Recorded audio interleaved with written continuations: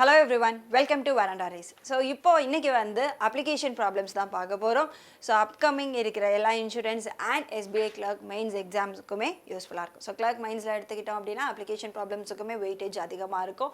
So, உங்களுடைய preparationல application problemsக்குமே வந்து time spend பண்ணுங்க. Okay. So, Veranda Raceல join பண்ணனும் அப்படினா both offline and onlineல வந்து batches போயிட்டு இருக்கு. So, அதுக்கான link வந்து descriptionல இருக்கு. So, அதை நீங்க check out பண்ணிக்கோங்க. Okay. So, mains-la most-a DIs அதிகமா இருக்கும் and அதுக்கப்புறமா application problems அதிகமா கேட்பாங்க. So, DIs-உமே application-அ base பண்ணி தான் இருக்கும். So, அதனால மறக்காம daily session-அ பார்த்துட்டே இருங்க. உங்களுடைய performance-ல கண்டிப்பா improvement இருக்கும். ஏன்னா புது questions, புது types of questions தான் பார்த்துட்டு இருக்கோம். Okay. So, first question என்ன கொடுத்திருக்காங்க?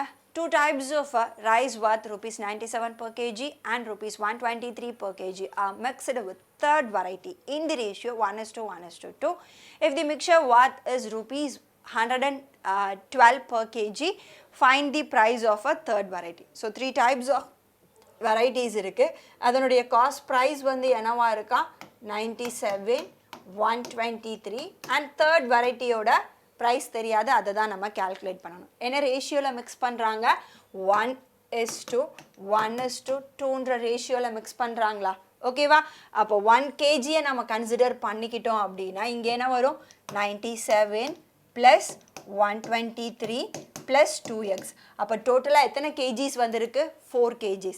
இந்த 4 kg of mixture அவங்க எவ்வளவுக்கு சேல் பண்றாங்க? 112க்கு சேல் பண்றாங்களா? அப்போ which is equal to 4 into 112. இது எல்லாமே 1 kg and இது மட்டும் 2 kgs ஓட ரேட். அப்போ மிக்சர் வந்து என்ன பண்ணிக்கணும்? 4 kgs ஆக்கிக்கணும். அப்போ இதை ரெண்டையும் ஆட் பண்ணா என்ன வரும்? 220 plus 2x which is equal to 448. 2x ஓட வேல்யூ வந்து என்ன வந்துடும்? 228. அப்போ x ஓட வேல்யூ 114. அப்போ third variety ஓட price என்னது? 114 அப்படின்றது தான் third variety ஓட price. ஓகேவா? Next one. The diameter of the hemisphere is 50% of the side of the square. The perimeter of the square is 112. Then find the volume of the hemisphere அப்படின்னு சொல்லியிருக்காங்க. So, hemisphere ஓட diameter அப்படின்றது வந்து எதுக்கு ஈக்குவலா? 50% of the side of a square. Side of a square ஏன்னு எடுத்துப்போமா? Next, perimeter of a square என்னன்னு கொடுத்திருக்காங்க? 112. அப்போ 4a உடைய வேல்யூ தான் 112. a ஓட வேல்யூ மட்டும் என்ன வந்துடும்? 28 அப்படின்றது வந்துடுமா? அப்போ diameter மட்டும் என்னது? Diameter வந்து 50% of 28 which is equal to 14. When diameter 14 அப்படின்னா radius என்னவா இருக்கும்? 14/2 which is equal to 7 cm. நமக்கு என்ன calculate பண்ண சொல்லியிருக்காங்க? Volume of the hemisphere. Hemisphere ஓட volume கான formula என்னது? 2π3 pi r cube. இங்க பையோட வேல்யூவை என்னன்னு கன்சிடர் பண்ண சொல்லியிருக்காங்க? 3 அப்படின்னு சொல்லி கன்சிடர் பண்ண சொல்லியிருக்காங்க. அப்போ 2/3 into 3 r cube அப்படின்னா 7 into 7 into 7 3 கேன்சல் ஆயிடும். 7 cube வந்து 343 into 2 அப்படின்னா என்ன வந்துடும்? 6, 8 and 6. So 686 அப்படின்றது தான் answer. Okay. Next one.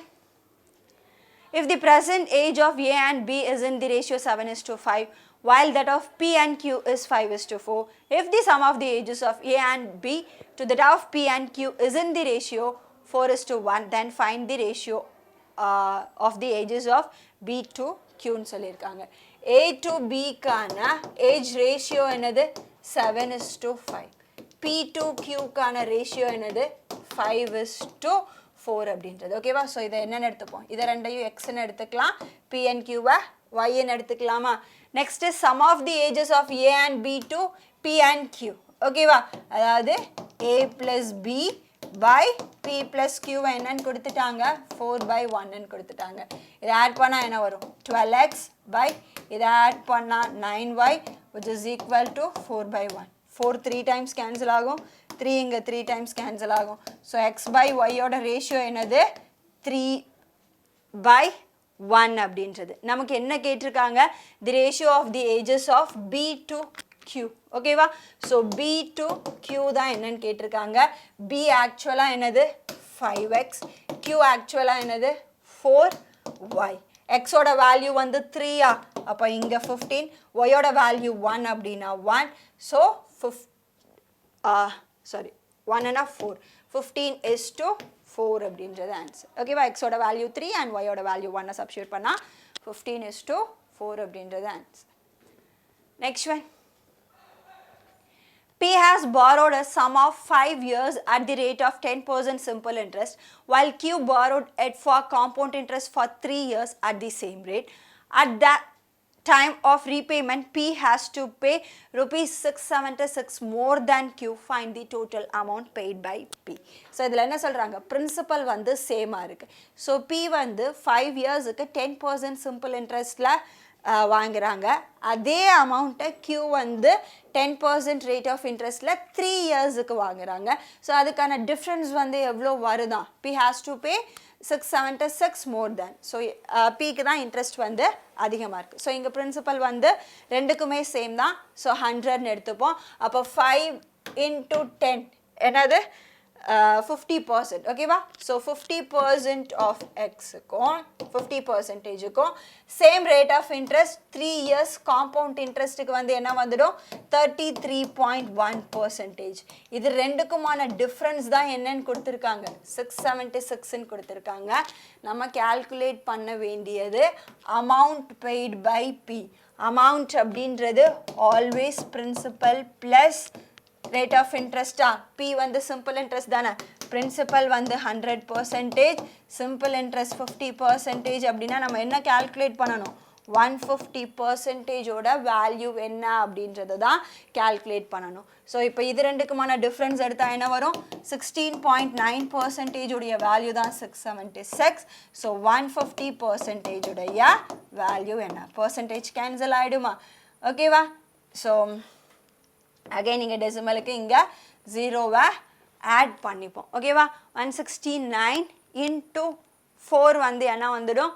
into 4 போட்டோன்னா 36, remaining 3, 24, 27க்கு 7, remaining 2, 6. ஸோ இது 4 times கேன்சல் ஆகும். ஸோ 4 into 15 வந்து 60 and 2 zeros. ஸோ P வந்து எவ்வளோ அமௌண்ட்டை பே பண்ணுறாங்க? 6,000 பே பண்ணுறாங்க. ஸோ அவங்க பிரின்சிபலை கால்குலேட் பண்ண சொல்லலை, P பே பண்ணுற அமௌண்ட்டை தான் கால்குலேட் பண்ண சொல்லியிருக்காங்க. ஸோ 6,000 அப்படின்றது answer. Okay, next one. In an office having 25,000 employees on day 1, all the employees were present in the office except 33 1/3% of a male employees. On day 2, all the employees were present in the office except 50% of the female employees. But on both the days, the number of employees absent in the office was same, the number of female employees in the office. Okay ba? So day 1 la 33 1/3 males mattum absent ஆகுறாங்க, day 2 la 50% of females mattum absent ஆகுறாங்க. So அத ரெண்டையுமே என்னன்னு சொல்லியிருக்காங்க? இங்க ஈக்குவல்னு சொல்லியிருக்காங்களா? both the days the number of employees absent in the office were same. ஓகேவா? 33 1/3னா 1/3 of male அப்படின்றது வந்து 50%னா 1/2 ஆஃப் ஃபீமேலுக்கு ஈக்குவல். அப்போ மேல் பை ஃபீமேல் அப்படின்றது என்ன வந்துடும்? 3/2. அதாவது மேல் இஸ் டு ஃபீமேலுக்கான ரேஷியோ 3:2. ஸோ டோட்டலாக இந்த 5 பார்ட்ஸ் உடைய வேல்யூ தான் என்னது? 25,000. நம்ம யாரை மட்டும் கால்குலேட் பண்ணணும்? ஃபீமேலை மட்டும் கால்குலேட் பண்ணணும். ஸோ 2 பார்ட்ஸ் உடைய வேல்யூ என்ன? 5 எத்தனை டைம்ஸ் கேன்சல் ஆகும்? 5 times கேன்சல் ஆகும். 5,000 into 2 ஆன்சர் என்னது? 10,000. ஆப்ஷன் 3 வந்து கரெக்டான answer. Okay, next one. Mr. Rakesh spent 30% of his monthly salary on rent and 30% of the remaining salary on education expense, and again 30% of the remaining amount on charity. Then he has only rupees 17,150 with him. Find his annual salary. ஓகேவா? So அவருடைய annual சேலரியை calculate பண்ண சொல்லியிருக்காங்க. இனிஷியலாக அவருடைய monthly salary அப்படின்றது தெரியாது. ஓகேவா? So அதில் 30% வந்து ரெண்ட்டுக்கு கொடுத்துட்டாரு அப்படின்னா ரிமைனிங் என்ன இருக்கும்? 70% இருக்குமா?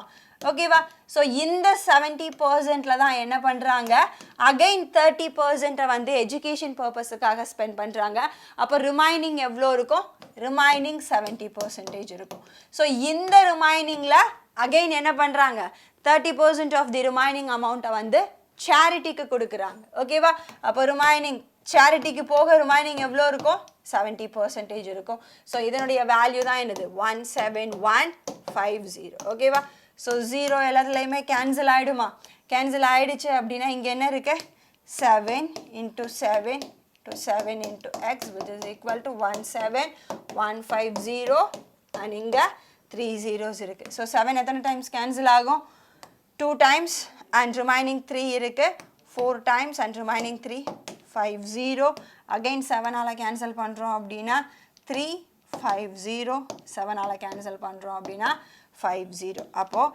எக்ஸோட வேல்யூ மட்டும் என்ன வந்துடும் 50,000 வந்துடும் ஸோ எக்ஸ் அப்படின்றது என்னது மந்த்லி எக்ஸ்பென்ஸ் பட் நமக்கு கால்குலேட் பண்ண சொன்னது ஆனுவல் எக்ஸ்பென்ஸ் வந்து கால்குலேட் பண்ண சொல்லியிருக்காங்க ஸோ ஆனுவல் எக்ஸ்பென்ஸ் அப்படின்னா 50,000 into 12 ஸோ என்ன வந்துடும் 6 lakhs அப்படின்றது வந்துடுமா ஓகேவா ஸோ ஆன்சர் என்னது 6 lakh அப்படின்றது okay next one two trucks having lengths are 300 meter and 600 meter cross each other in 15 seconds when they are moving in opposite direction and in 50 seconds when they are moving in same direction. So what is the speed of the faster truck? Okay, so ரெண்டு ட்ரக்கோட length வந்து 300 and 600 மீட்டரா இருக்கு cross each other in opposite directionல cross பண்றதுக்கு 15 seconds எடுத்துக்குதான் moving in the same directionல 50 seconds எடுத்துக்குது so speed of the faster truck அப்படின்னு சொல்லி கேட்டிருக்காங்க ஸோ ஆப்போசிட் டைரக்ஷனில் போகுது அப்படின்னா ரெண்டு ட்ரக்கோட ஸ்பீடை ஆட் பண்ணிப்போமா ஓகேவா ஸோ ஸ்பீடை வந்து என்னென்னு எடுத்துக்கலாம் S1 + S2 so speed equal to distance into டைமா ஸோ ரெண்டு ட்ரக்கோட டிஸ்டன்ஸை ஆட் பண்ணணுமா 300 + 600 என்ன வந்துடும் 900 so speed is equal to distance by time opposite டைரக்ஷனில் எவ்வளோ ஆகுது 15 seconds ஆகுது ஸோ இதே இது சேம் டைரக்ஷன் அப்படின்னா S1 - S2 which is equal to 900/50 so 15 வந்து இங்கே 60 times கேன்சல் ஆகும் அண்ட் இங்கே 0 கேன்சல் ஆகிடும் அண்ட் இது வந்து 18 times okay so speed of the faster truck கேட்டிருக்காங்க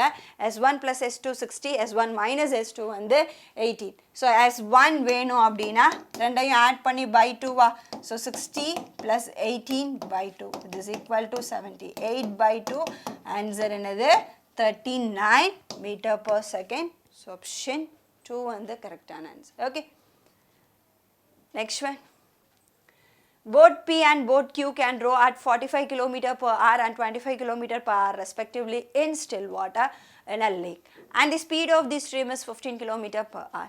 How much time will boat Q more than boat P to cover 180 km with the stream? ஓகேவா so with the stream அப்படின்னா ரெண்டு போட்டுமே என்ன டைரக்ஷனில் தான் போகிறாங்க அலாங் தி ஸ்ட்ரீம் அதாவது டவுன் ஸ்ட்ரீமில் தான் ரெண்டு போட்டுமே போகுது ஓகேவா ஸோ நமக்கு வந்து டைம் டிஃப்ரென்ஸ் தான் கேட்டிருக்காங்க ஸோ டைம் அப்படின்றது என்னது டிஸ்டன்ஸ் பை ஸ்பீடா அப்போ ஓவராலாக எவ்வளோ டிஸ்டன்ஸ் வந்து ட்ராவல் பண்ணியிருக்காங்க ரெண்டு போட்டும் 180 கிலோமீட்டரை வந்து ட்ராவல் பண்ணுறாங்க and boat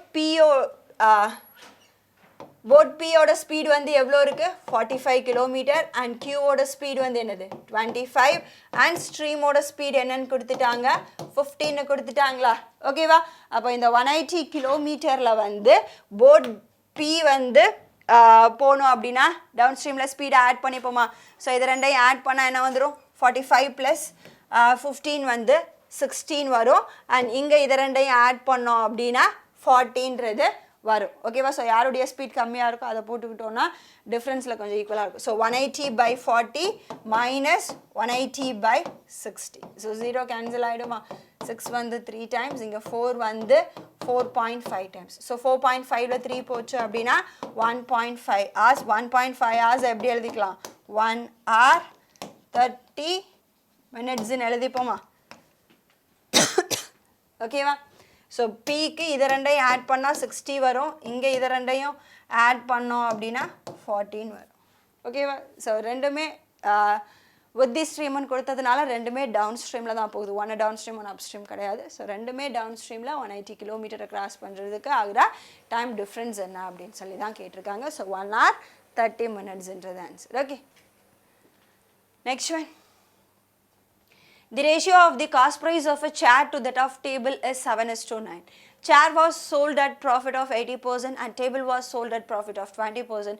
If the total profit earned after selling both is rupees 407, what is the difference between the cost price? So chair and table இருக்கு. Cost price உடைய ratio 7:9 கொடுத்திருக்காங்க. So அதை 70 and 19 எடுத்துக்கலாமா? So இந்த 407 அப்படின்றது என்னது? Total profit மட்டும்தான். ஓகேவா? ஸோ சேரை வந்து 80% ப்ராஃபிட்டில் சேல் பண்ணியிருக்காங்களா? அப்போ இங்கே 80% அப்படின்னா என்ன வந்துடும்? 56. டேபிளை 20% ப்ராஃபிட்டில் சேல் பண்ணியிருக்காங்களா? 90ல் 20% அப்படின்றது என்னது? லைக் 18. ஓகே, ஸோ இதுதான் என்னது? Overall profit. இப்போ இதை ரெண்டையும் ஆட் பண்ணால் வந்து என்ன வந்துடும்? 56 ப்ளஸ் 8 அப்படின்றது வந்து 64. ஸோ 74. 74 எக்ஸோட வேல்யூ தான் என்னது? 407. நமக்கு என்ன கேட்டிருக்காங்க? What is the difference between the cost price? Cost ப்ரைஸோட டிஃப்ரென்ஸ் என்னது? 20 எக்ஸோட வேல்யூ என்னன்னு தான் கேல்குலேட் பண்ணோம். எக்ஸ் கேன்சல் ஆகிடும். 2ல் கேன்சல் பண்ணுறோன்னா இது 10 times அண்ட் இது வந்து 37 times. ஸோ 37 வந்து இங்கே 1 times போகும், remaining 3 again 1 times. 11 into 10 answer என்னது? 110 அப்படின்றது தான் ஆன்சர். ஸோ டேபிள் அண்ட் சேரோட காஸ்ட் ப்ரைஸுக்கான டிஃப்ரென்ஸ் வந்து 110. Okay, next one. The ratio of the marked price of a laptop and desktop is in the ratio 2:3. The shopkeeper gives a 40% discount on laptop. If the total discount on the laptop and the desktop is 40%, then find the discount percentage offered on desktop. ஓகேவா? So laptop இருக்கு and அதே மாதிரி desktop இருக்கு. ஓகேவா? So இதுக்கான marked ப்ரைஸுக்கான ரேஷியோவை என்னன்னு கொடுத்துட்டாங்க? 2:3 கொடுத்துட்டாங்க. ஸோ 20x and 30xன்னு எடுத்துக்கலாமா? The shopkeeper gives 40% discount on laptop. So லேப்டாப்பில் 40% வந்து டிஸ்கவுண்ட் கொடுத்துருக்காங்களா? அப்போது டிஸ்கவுண்ட் மட்டும் என்ன வந்துடும்? 40% அப்படின்னா 8x வந்துடும். ஓகேவா? Next total discount on laptop plus desktop வந்து 14 சொல்லியிருக்காங்க. ஸோ லேப்டாப் அண்ட் டெஸ்க்டாப்போட marked price, total marked price எவ்வளோ? 50x.